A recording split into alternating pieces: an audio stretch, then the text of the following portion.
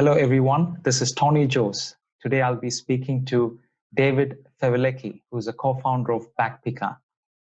Hello, David. How are you? Pretty good, mate. Pretty good. Thank you for agreeing to be part of this interview session. My pleasure, mate. My pleasure. Thank you, David. Let's.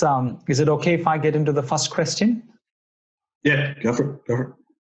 Can you please share a little about yourself, David? The place you were born, your education, your passion, the things that you enjoy doing, and one thing that the public might not know about you. Yeah, so my parents migrated from Tonga, and they met in Sydney.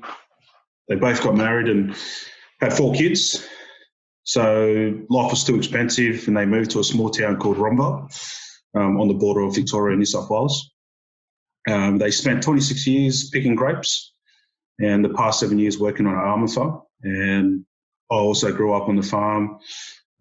Spent 15 years in the town, going to school, playing footy, Aussie rules, and that was my passion at a young age.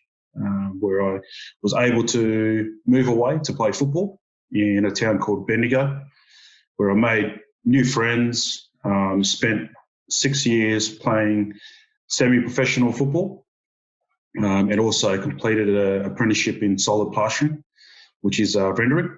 And through my experiences and skills of football, it gave me the ability to travel around Australia, working in different industries, mining, construction, farming, and also playing football all over Australia.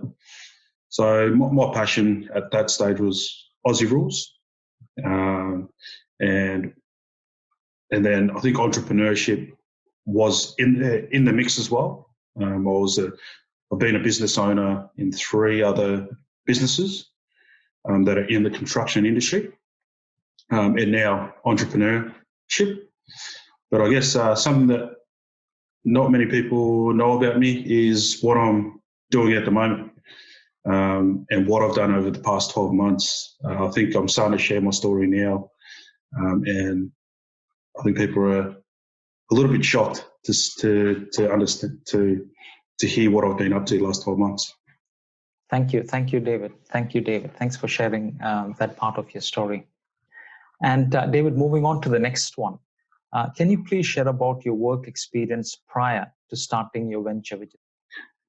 Yeah, I guess when I was living in Romville at a young age, I was mowing lawns for pocket money.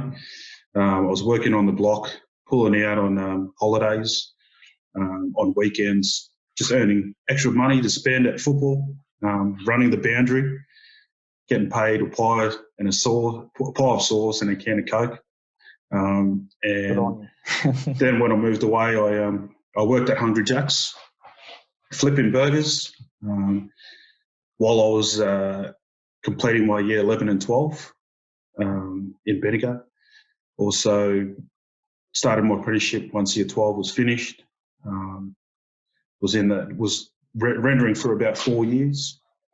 In between that, I was concreting and worked for myself as a business owner, and somehow found myself working in fly in, fly out in Mount Isa as an electrical trade assistant, and then moved on to complete my riggers certificate, where I was rigging, building power stations, gas plants all over Australia. So my experience is mainly in the construction industry, and that's all my experience so far. Thank you, David. Flipping burgers, I'm sure it's a good skill to have. Yeah, it is. I was mainly on the night shift, so I'd start at about 9-10 o'clock and finish at 3 in the morning. So I used to chuck a couple of burgers in my back bag, but I had to ride about maybe 5 kilometres. I had to ride to get to work, And that was some of those nights was after footy training, so I'd have to ride. And then at 3 a.m, I'd be riding on the highway all the way back home, Wow. and then getting up at 8:30 to go to school the next morning. Wow. Good job, mate. Good job. Thank you for sharing that story, David. Moving on to the next question. Can you please tell me, when did you start Backpicker, and what was the inspiration behind this entrepreneurial journey? I started Backpicker in May, about mid-May last year. I started to research on developers to reach out to share my idea with and start the process of building something. The passion comes from all my experiences of traveling around Australia, working in different industries, understanding that the traveling workers there was a problem. There was a disconnect between the workers that were traveling into those small towns, those small mining towns, and the work that was available. And also through my own experiences of applying for positions and not being accepted. So I think in my whole working life, I've applied for about 200 plus positions. Wow. And maybe only 4 of those applications were successful. Wow. And I think through that process, it gave me a great understanding of how to apply for positions. It doesn't matter if it's for the same job, different company, there's always different criteria that they're looking for. So you can't, to make a generic resume application will not work. You have to tailor each application for each job differently. And I think if I wasn't to apply for those like 200 applications, I wouldn't have this understanding that there's a problem in the application process as well. Oh, interesting. Thank you, David, for sharing that. And I think it just shows that you are actually a person who perseveres, in the line of decisions you make, or with the passions and choices that you make, which is very encouraging.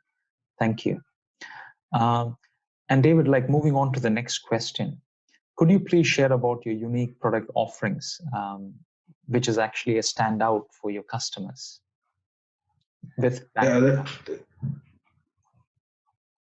taken us a little bit to really find what we believe is our point of difference, our selling point. And I believe that our shortlisting processes that we'll be implementing for business owners will save them time, and also the live available positions that will be on the site will help job seekers will help them plan out their travelling when searching for work. So the shortlisting process and also live available jobs for job seekers. Good on you, David. And David, moving on to the next question. So you said you had started a few businesses previously, prior to Backpicker. So looking back, what were the lessons you actually learned from those ventures or businesses that you actually brought forth and implemented in Backpicker? I think processes. Mm-hmm. So understanding that the processes that I use building those previous companies were not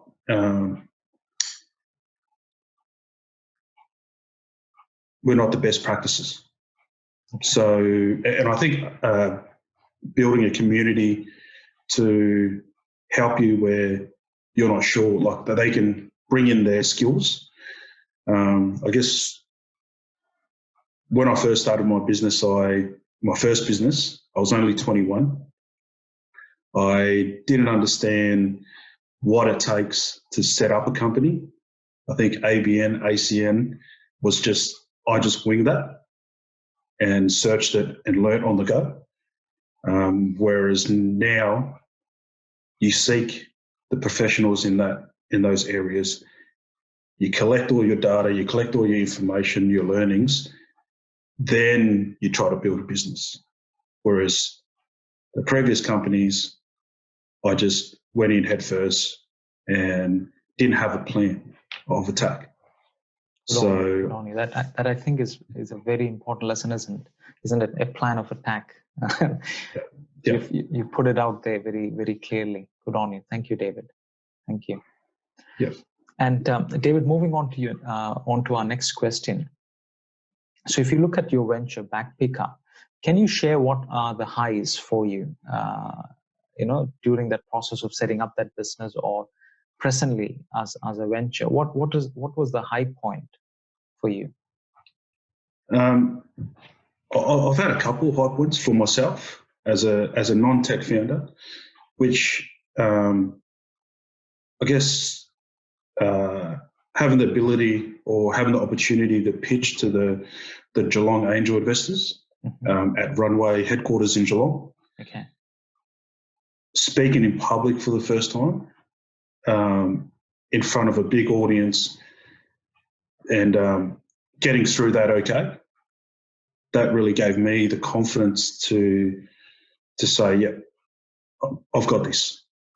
And that led on to applying for a pre-accelerator program as well with Founder Institute in Frankston.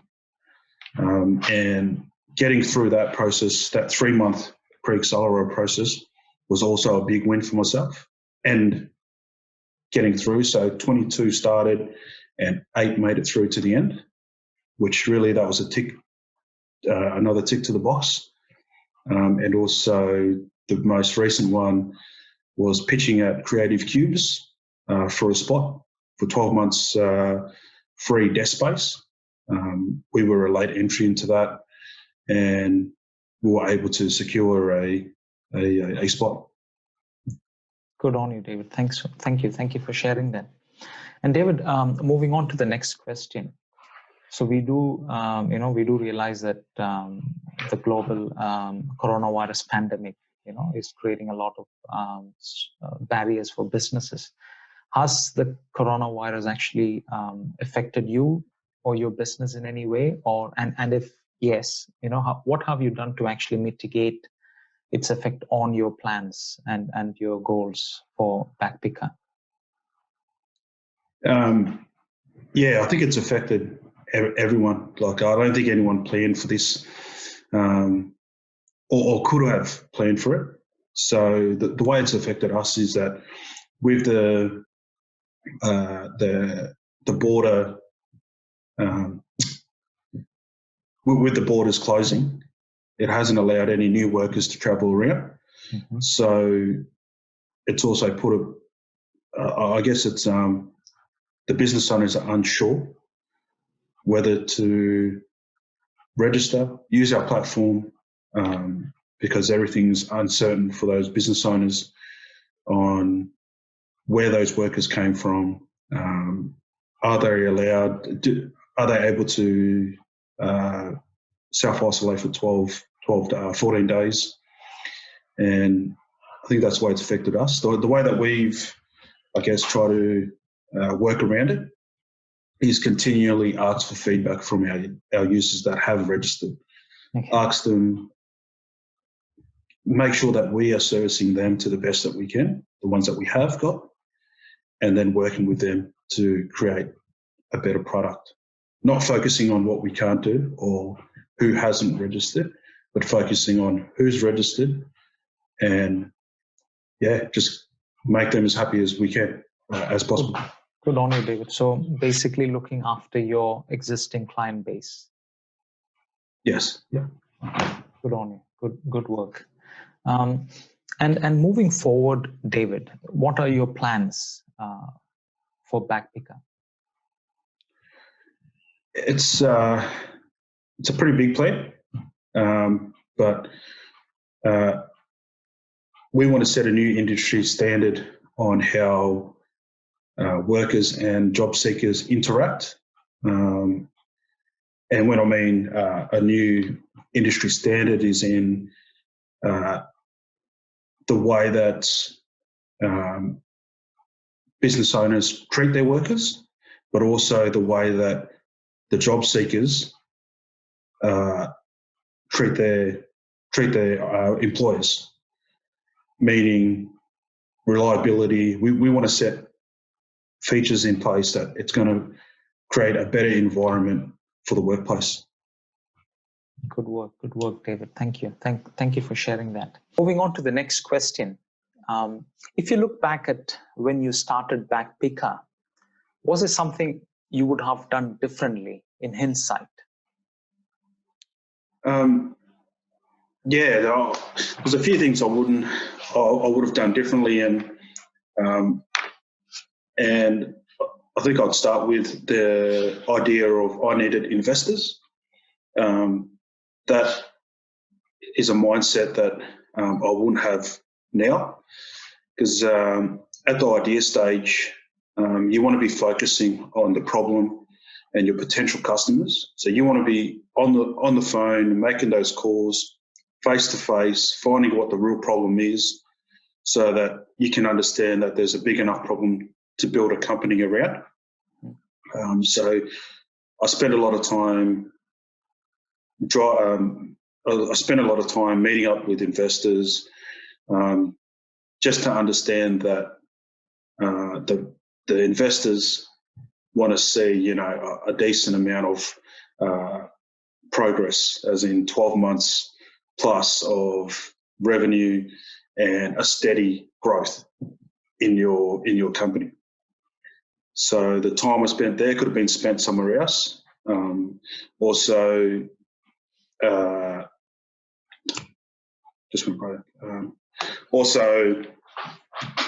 Building a community a lot sooner, where jumping on platforms like Facebook, LinkedIn, WhatsApp, Meetup, and meeting up with people, like-minded people that are doing similar things, trying to build a business, and just networking. And I think that would have really helped building that community earlier on, just to support yourself and help you get along as a non-tech founder. Thank you, David, for sharing that. And I think you talked about community. Having the right people around you to help you to make those clear decisions, or help you to actually widen your perspectives, or your point of reference, if I may. And I think that's a good point you shared. You know what I mean? The more you connected with people out there, who share a similar passion to yours, and bouncing off ideas from different people, I think is a great way to expand on your understanding of a market or a topic, and leveraging on their strengths. You know what I mean? And I think that's a great way to look at it, David. Thank you. And another thing as well is I spend a lot of energy and a lot of time thinking that someone's going to steal my idea. So there's a lot of paranoia, thinking, who can I share this with, or who can I share this prototype with? In my case, what I know now is that when I was thinking about the problem and the solution, there's probably a million people out there that are thinking the same thing, trying to solve the same problem. The thing that they don't have is your perspective on the way that you're going to attack the problem and create those solutions. So if I was to go back, I would be telling myself, snap out of it. No one's going to steal your job. Just focus on the problem and on your potential customers, and you'll be okay. Thank you, David. I think that's a very, very good point. Thank you for sharing that. And David, moving on to our last question, what advice would you give to a budding entrepreneur, or someone who's actually thinking of starting a business of their own? It could be in the IT space, it could be in any space for that matter, in Australia. What advice would you give them? Say, build that community. build that community, reach out to like-minded people, start networking, focus on the problem. Focus on the problem. That's the number one thing. Focus on the problem. Speak to your potential customers. What you're thinking to do for your market research, how many people you're thinking about reaching out to, times that by 10. Before you spend any money, you want to clearly put your finger on that what you're the problem that you have or you're thinking of is a big enough problem to spend time and energy in building a business. So focus on the problem, build that community, and start there. Thank you, David. We hear you loud and clear. So focus on the problem and work around that. Thank you, David. Thank you so much for giving us your time and for sharing those insights, your experiences, your journey, and everything else. So we wish you, I wish you the very best with Backpicker and hope you do very well into the future. And all the best, mate. My pleasure. Thank you for having me. Thank you.